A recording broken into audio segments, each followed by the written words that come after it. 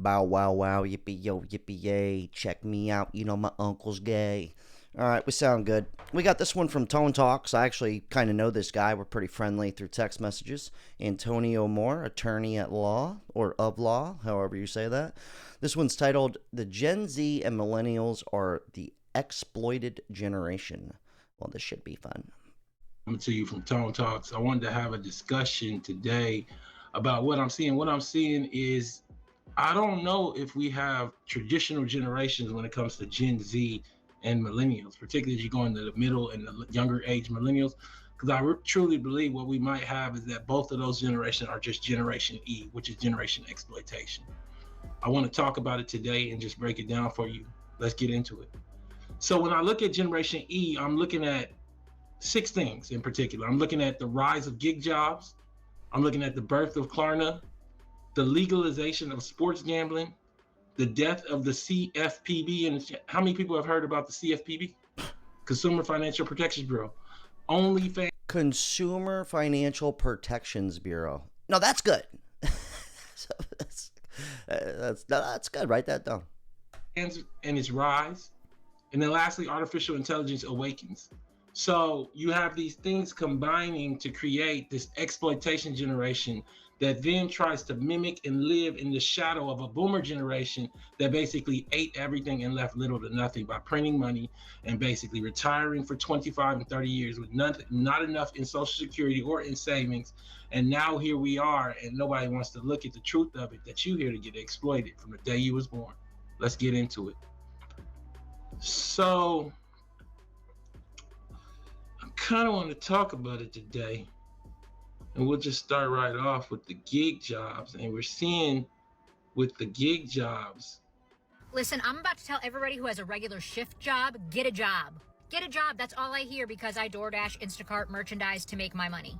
And guess what? I make as much money, if not more, than people who work 40 hours a week on less than 40 hours a week. And then I have time to play games on my phone for money. If you don't know about that, go watch it. That what gig jobs are doing is, as shown in this LA Times article, is the gig economy sucked in millennials like me. Will we ever get out? And I believe it's designed for you never to get out.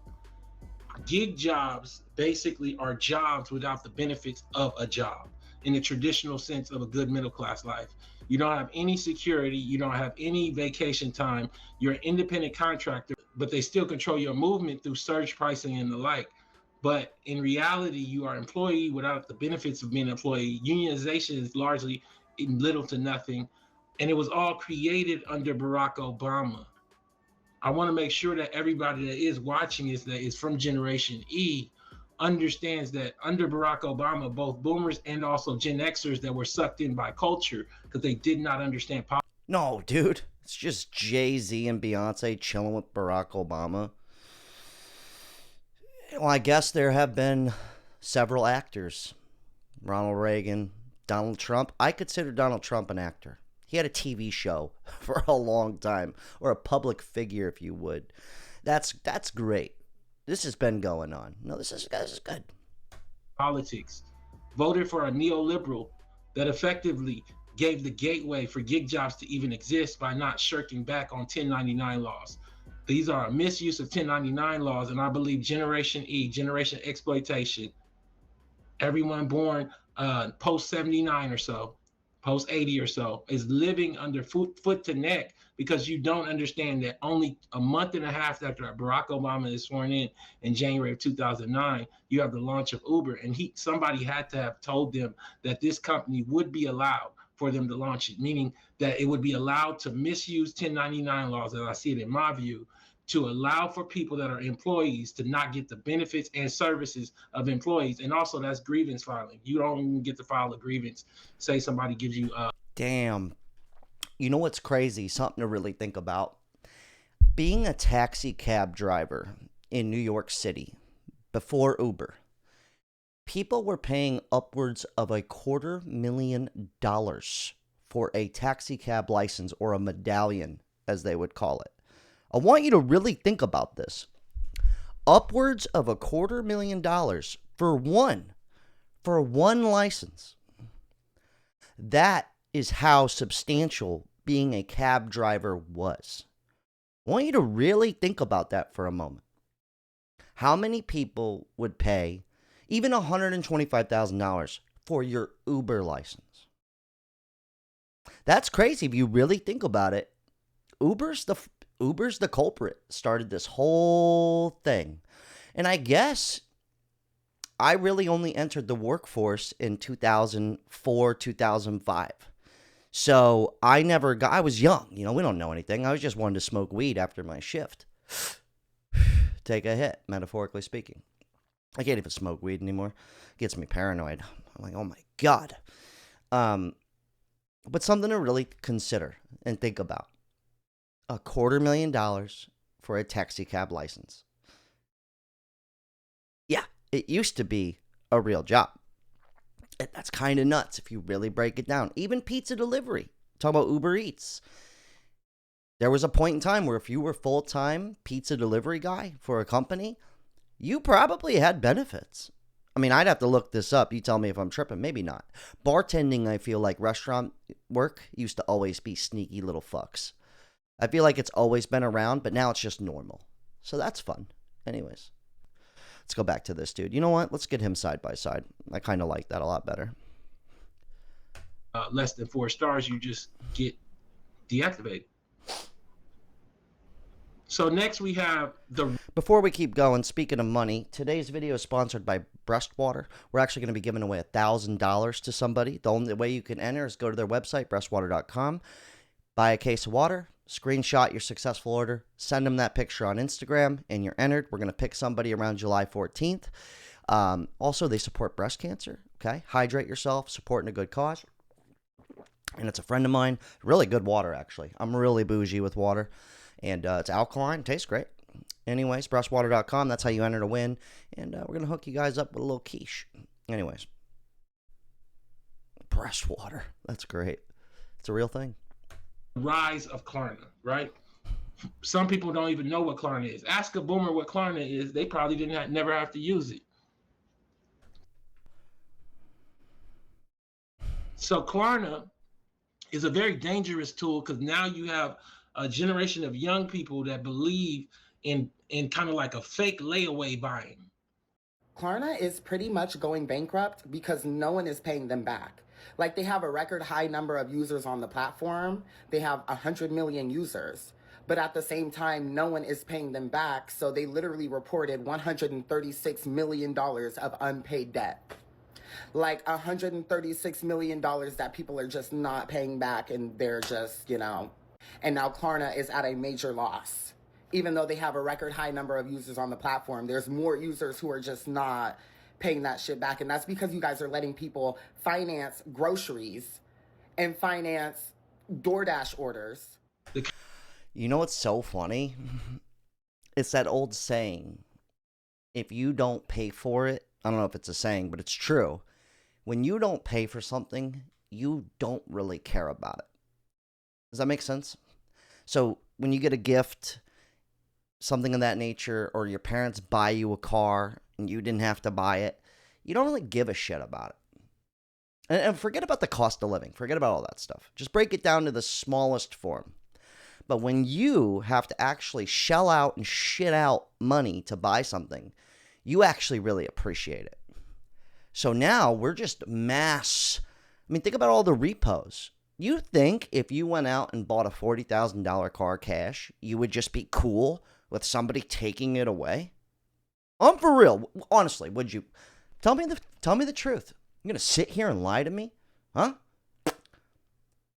I know we just met, but I could see bullshit.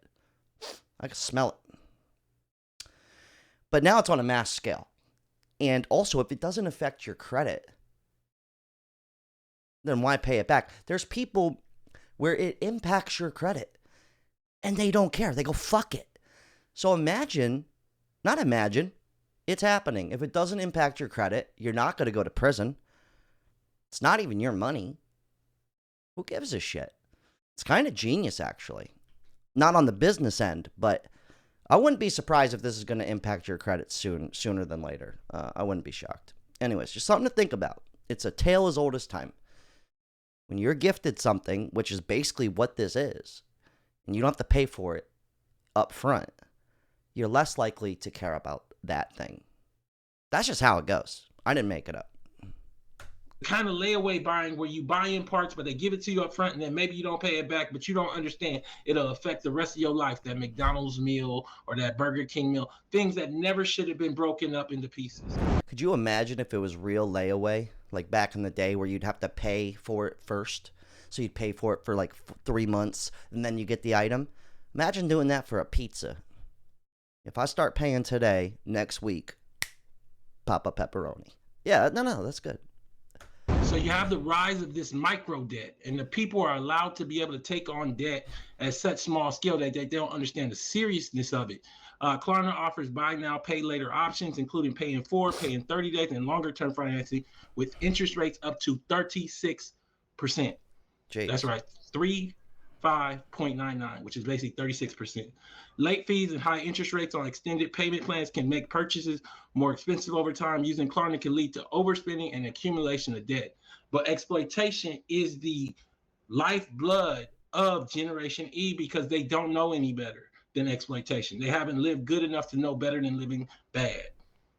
And that's kind of the theme of this, is that we basically now are living in a generation of people that are now working age, that are acquiring no wealth, that will likely have no wealth throughout their life, and that believe being hustled is a good way of living.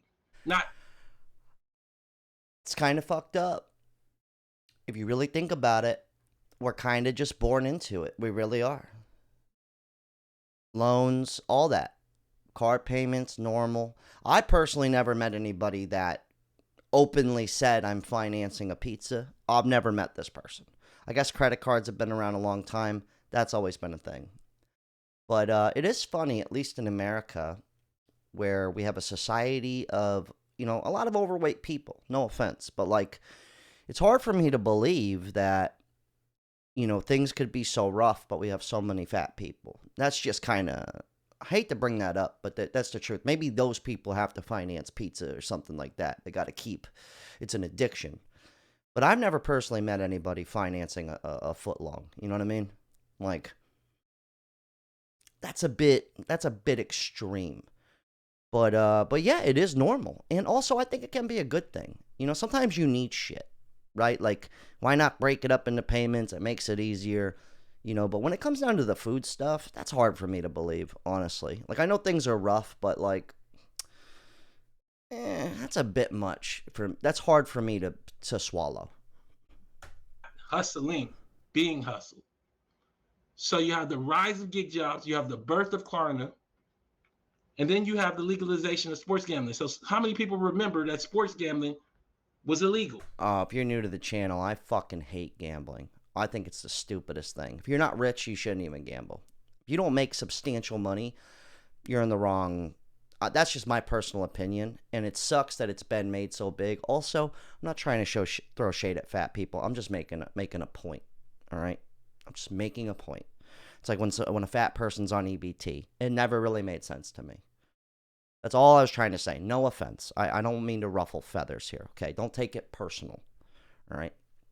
Anyways, back to the sports gambling. Everything's a gamble, baby. No risk, no reward.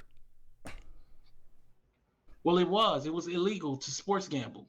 This chart right here was made by Ray Diallo. And essentially what it shows is that during the course of the lives, everyone born post, say 1980 or so, everything has declined for everyone but the most elite wealthy class in America, the top 10%, which is pretty much all white people in America. But what we don't understand is the scale of that. This Ray Diallo chart shows that the bottom 90% is this line here. And as you see the decline, it happens right about 1980. Generation E is everyone born after that. Now, I don't know how long that generation will last, but it definitely is in full effect into the early lives of Generation Alpha, which comes after Generation Z. Those are people in elementary school right now. And in effect, what happened is, it's not just to say all the good living went to the wealthiest class, but in effect, all of the living went to the wealthiest class, and people don't know any different because they think OnlyFans and sports gambling and gig jobs is a normal way of living in a first world, highly developed country, and it is not. You know what's crazy to think about? aside from like wealth getting passed down and all of that, which if you really break it down, we're only going to be passing down debt. Isn't that fucked up? Well, you used to pass down wealth, but in the future, you're just going to pass down nothing but debt. You're not going to own your car. You're not going to own your house. I mean, you will. You could have a house payment on that, but you're just passing down debt. Like when my mother passed away, she didn't have a will, so I had to hire an attorney to go through probate, and then I had to deal with people coming after my mother's debt because she didn't own her house and she didn't own her car. So I just got passed down, and she had like $6,000 in her bank account. And her 401k was like, for a 65-year-old woman, pretty bleak. That's no shade. Things changed over time. She would also be fucked with us here, right? It's not all boomers and not all people got it like that. But my point is when she passed me down stuff, she passed me down mostly just debt, if that makes any sense. But here's something else to think about. Making the gig work normal before we dive into the comments. What I'm doing here, right? A content creator. This is going to make sense. So in 2004, I started doing skateboarding content. I wanted to be a pro skateboarder. But back then, I knew that this is insane. This is not a plausible or a realistic dream. You may as well be a rock star, right? So, but I went for it. But I knew that this was not normal at all. And the chances of this being a real thing is very slim. Fast forward to 2012, people said, Jack, you should do stand-up comedy. You're funny. I said, okay, I'll do it. But I knew going into that this is like not normal, right? Okay, I'm going somewhere. Fast forward till today. What we're doing right here. We have, this is going to make sense. This guy's an attorney here. I'm going somewhere with this. Now, being a content creator is pretty normal. Not even an actor, not a rock star, just a regular fucking person putting out videos. You're still in a hamster wheel of the gig economy here. There is no health insurance. There is no benefits. There are no pensions. No 401k. You got to create all your own shit. You don't even own what you're doing. When I put it to YouTube or wherever I put it, you don't own it. Okay? But now it's become normal. I'm not saying it's normal to the point when you go out in public and hey, what do you do for a living? You know, that jive, that rhythm when you talk to people. I'm always the outlier. I go, I'm a YouTuber. And they go, really? Holy shit. Because you don't really meet that many people, but it's way more normal now to do this. And here's something else I want you to think about. This guy is an attorney, and he has a YouTube channel. 87,000 subs. Making a little extra income. But think about this. The generations, Gen X, boomers, all that. When you're a real estate agent, right? You're a real estate agent, okay? You're a plumber. You're a car salesman.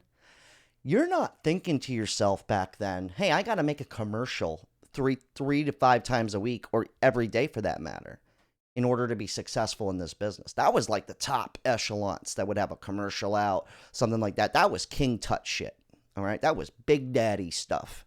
To have a commercial out as a car salesman, as an individual guy, like the guy who owned the company had the car dealership commercial. Now it's the individual salesman, right? The individual real estate agent. The attorney like we're watching here. He's not advertising as his law firm or nothing like that. He just cares, right? He's very smart. We talk back and forth once in a while. But think about that. That's where society has gotten, right? So now, in order to be really successful as a car salesman, real estate agent, a fucking plumber, maybe not a plumber, but you get where I'm going with this. You also now have to be a personality. Yeah. If you really want to be successful. So that's how far gone it's gotten. And now it's almost just normal. You're just accepted. Restaurants, you don't have a cool page as a restaurant. I mean, you could still be very successful, but I'm saying, just think about it like that. When I was a bartender, it got to the point where they were like, hey, can you post that you're going to be working on your Instagram? I said, absolutely not. Like, could you imagine me doing that now? How am I be bartending tonight? They're going to have to pay me substantial money for that. But people do it. It's a free, I almost didn't get hired. I got hired somewhere one time. They saw that I had 3,000 followers at the time, and it was all centralized, and they're like, "Oh, that's good numbers." I was like, "What?" But that's something to take home with you today, though, because this was unheard of. I mean, really think about it. I mean, that's fucking bananas if you really chop that down. All while this has no real, it has a huge upside benefit, but it's still, the 1% still applies. Most people doing content like this, they're not making a full-time living, but they're supplementing their income. It is a form of gig work, right? The only upside is you can make substantial money in this if you're good enough. That same principle still applies to the rock star or the grade A actor. Only a small finite amount of people are going to be able to quit their job to do this. It's still a gig at the end of the day. All right. I'll leave the rest of this video down below. I'm going to watch it without you, but he's good. I'm a millennial, I owe 36K and sleep on my mother's couch working every day. I own 16K on my car. I need to work. I owe 6K in credit card debt, maintenance on the car. So basically all for the car. Had a kidney stone, now owe 13K for an ER visit. This is extortion and criminals and modern day slavery. That's fucking nuts. I got to digest this. This is a heck of a topic. Yeah, dude, the exploration generation exploited. That's crazy. He's got a point though. The AI response is worse than you can wait. Yeah, AI. We don't even know. We have no fucking idea what's going to happen with that. It's beyond me. Once the gig economy hit hard or destroyed, it'll definitely be hard times ahead for millions more. Yeah, could you imagine if they just like turn that off? Just like, nah, no more Uber Eats, no more YouTube money, no more TikTok money. You know what? Gambling too. It's too risky for people. We're shutting gambling all the way down. Oh, that would be dangerous stuff. To be like, no hope. I'm like, oh my God. I'm just kidding. There's always hope. But just the way we built it into society. Just think about the car salesman who has to be a personality. Think about the real estate agent that has to have a TikTok page. It's pretty crazy if you really break that shit down. This is the most important. Just really think about that. You used to do commercials and get paid handsomely. Now you got to do it for free. For a regular job. It's kind of bizarre. It really is. Let me see. Also, the 401k completely eradicating company responsibility to its employees. Yeah, that's the genius part about the gig work, YouTube, everything. They don't have to. You're 1099. We don't have to give you any of that stuff. It's your choice. We didn't ask you to come here, right? The traditional 9 to 5 is gone. We're becoming 1099. Exactly. These companies don't want to give benefits. They have to at 40 hours. Even at full time, they can keep you under 40, like 32 hours. It's sick. Yeah, I'm going to leave it right there. I'll leave the rest of this video down below, but it is kind of bizarre. It really is. And yeah, it's almost like I'm used to it. Like I've always bartended or waited tables or done odd jobs or my own business. So I've kind of always been used to it. I've always been used to just not having benefits and having to get my own, which is kind of crazy because I was always like an outlier. Now it's like normal.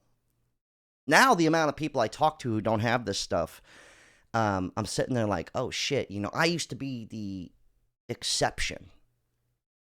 I used to go, what I'm doing right here is fucking nuts. It's insane. Skateboarding, stand-up comedy, all that stuff. I used to be like, this is insane stuff. Now, this is like a realistic thing. Or I'll just bet it all on black. Anyways, hell of a talk. Shout out to everybody who bought a shirt. I was out of town for 2 weeks. I'm going to ship them out for you. Breastwater.com. You want to win some money. Also, hydrate yourself. Support cancer. Unreal. I'm getting the fuck out of here. Shout out to Ton Talks.